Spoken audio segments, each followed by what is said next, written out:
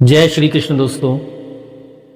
तेरी सत्ता के बिना हे मुद मंगल मूल, पत्ता भी हिलता नहीं, खिले न कोई फूल। दोस्तों, यह पंक्तियां मात्र कविता नहीं बल्कि एक भगवत प्राप्त महापुरुष की वाणी और उसका जीवंत अनुभव है।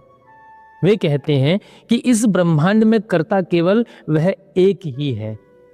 यदि हमारी बुद्धि इस छोटी सी बात को स्वीकार कर ले तो उसी क्षण जीव मैं करता हूं के बोझ से मुक्त हो जाए और कर्मों के बंधन से छूट जाए। विचार करो, यदि सब कुछ प्रभु के किए ही होता है तो फिर हम व्यर्थ करने और भरने के द्वंद्व में क्यों पड़े हैं। आज तक हमने यह व्यर्थ का बोझ अपने सिर पर रखा था कि हम कर रहे हैं, जबकि वास्तविकता यह है कि करने वाला तो कोई और ही है। तभी महापुरुष कहते हैं कि अरे भाई, तेरे मन में कुछ और योजना है और उस कर्ता के मन में कुछ और। हमें कर्म तो करना है, लेकिन केवल प्रभु का निमित्त बनकर, उनका माध्यम बनकर। भगवान ने गीता में अर्जुन से यही कहा कि निमित्त मात्रम भव सभ्य साचिन। हे अर्जुन, तू केवल निमित्त बन जा। यहां ध्यान देने योग्य बात यह है कि हमारे जीवन में जो भला होगा वह भी प्रभु कराएंगे और जो बुरा होगा वह भी उनकी इच्छा से होगा। जब प्रभु ही कराने वाले हैं तो भला क्या और बुरा क्या। जब प्रभु को युद्ध कराना था तो उन्होंने अर्जुन से कहा, जा तुझे लड़ना होगा। अर्जुन ने कहा, महाराज ये तो मेरे सगे संबंधी हैं। भगवान ने उत्तर दिया, यह मेरी आज्ञा है, मेरी इच्छा है, तुझे लड़ना ही होगा। इसी तरह उन्होंने महाराज युधिष्ठिर से कहा कि कह दीजिए अश्वत्थामा मारा गया।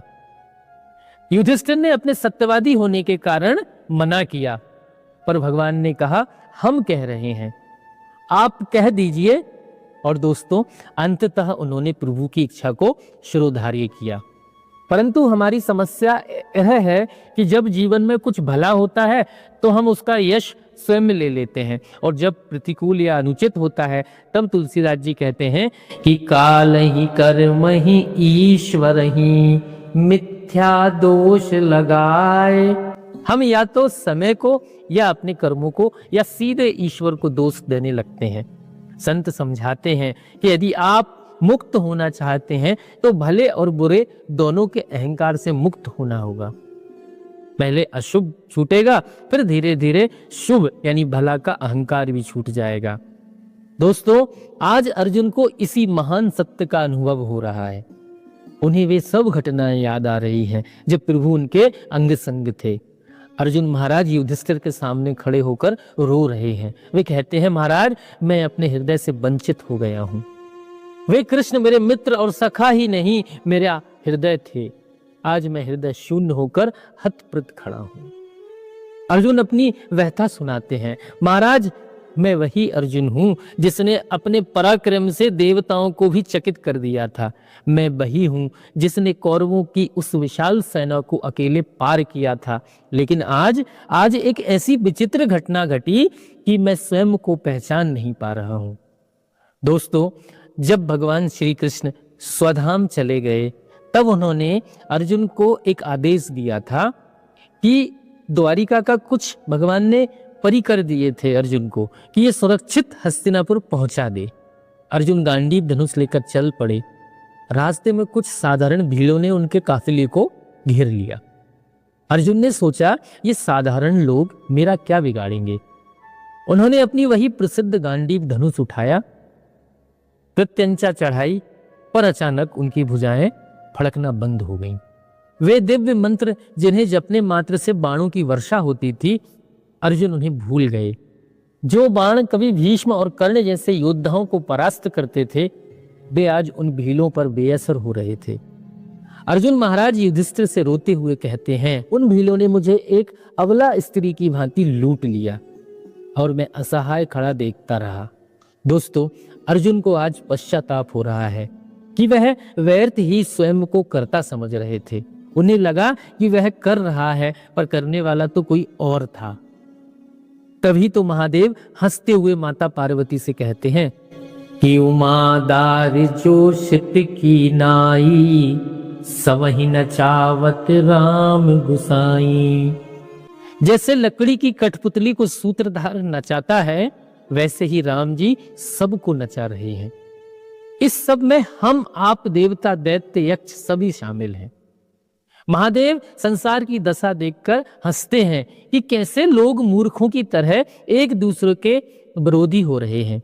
कोई स्वयं को श्रेष्ठ तो कोई बड़ा राजा समझ रहा है। महादेव कहते हैं प्रभु जिसे जैसा बना देते हैं वह उसी पल वैसा हो जाता है। दोस्तों, यहां कहने का तात्पर्य यह है कि मैं करता हूं, मैंने किया, इस बोझ को एक ओर रखिए, प्रभु की सामर्थ्य को पहचानिए और ईमानदारी से उनके चरणों में समर्पित हो जाइए। कहिए प्रभु मुझे अपने कार्य में निमित्त बनाइए। इससे आपके जीवन की गुणवत्ता बढ़ जाएगी। संत पूछते हैं क्या किसी ने दुख पाने का प्रयास किया? नहीं, फिर भी दुख आया। क्यों? क्योंकि देने वाला तो वही है। जो जस करई सो तस फल चाखा। हमारे करने में भूल हुई है, इसलिए करना नहीं छोड़ना है, बल्कि करने की भूल को सुधारना है। ईमानदारी से स्वयं को प्रभु के चरणों में चढ़ाना ही आत्मनिवेदन है। जब आप निमित्त बनते हैं तो आपका व्यक्तित्व निखर जाता है, आपका ट्रांसफॉर्मेशन यानी रूपांतरण हो जाता है। जो स्वार्थ के लिए जीता है वह मरता और भरता है, पर जो प्रभु के लिए जीता है प्रकृति उसकी रक्षा करती है। जब अर्जुन ने कहा कि उन्हें भीलों ने लूट लिया तो महाराज युधिष्ठिर को विश्वास नहीं हुआ।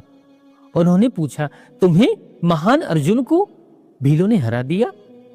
अर्जुन ने स्पष्ट किया हाँ महाराज, वही धनुष है, वही रथ है, वही तरकश है और वही मैं अर्जुन हूं। लेकिन कृष्ण के बिना यह सब एक क्षण में वैसा ही निसार हो गया जैसे राख में डाली हुई आहुति व्यर्थ हो जाती है। दोस्तों ध्यान दीजिए, यहाँ पे अर्जुन 3 बातें बता रहे हैं। उन्होंने कहा जैसे राख में डाली हुई आहुति व्यर्थ हो जाती है।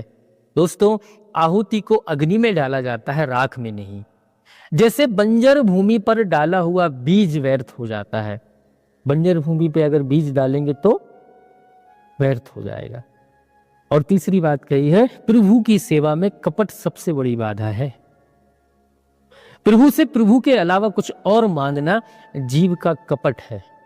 जैसे सड़ा गला फल भगवान को नहीं चढ़ाया जाता, वैसे ही कपट पूर्ण दूषित भाव भगवान को नहीं पहुंचता।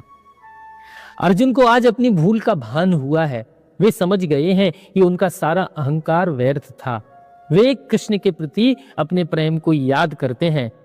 भगवान न धर्म के वश में है, न नियम के वश में है, वे केवल प्रेम के वश में है। तभी तो कहने वाले कहते हैं कि सबसे ऊंची प्रेम सगाई।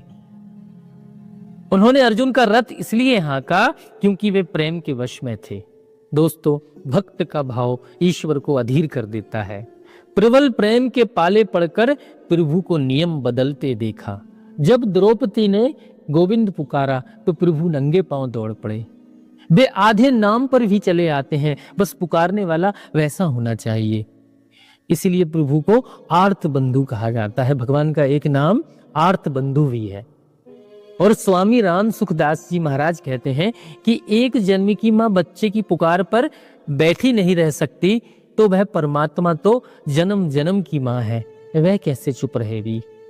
इसलिए भगवान को खोजिए मत, बस सच्चे हृदय से पुकारिए। और तभी कबीरदास जी कहते हैं मोह को कहाँ ढूंढे रे बंदे, मैं तो तेरे पास में। तभी संतों का अनुभव कहता है कि पतवार के बिना ही मेरी नाव चल रही है, हैरान है जमाना मंजिल भी मिल रही है, कि पतवार के बिना ही मेरी नाव चल रही है। दोस्तों, यदि प्रभु का भरोसा हो तो वे प्रतिकूलता में भी संभाल लेते हैं। पुण्य चाहिए तो तीर्थ जाइए, पर यदि प्रभु का प्रेम चाहिए तो केवल दरस की प्यास जगाइए। प्रभु तो भाव के भूखे हैं। वे शबरी को ढूंढते हुए उनकी कुटिया तक चले गए, बस भीतर वह प्यास होनी चाहिए। अंत में इसी अरदास के साथ कि प्रभु हमें अपना निमित्त बनाएं, आज की इस कथा को यही विश्राम देते हैं। कथा निरंतर जारी रहेगी। जय श्री कृष्ण।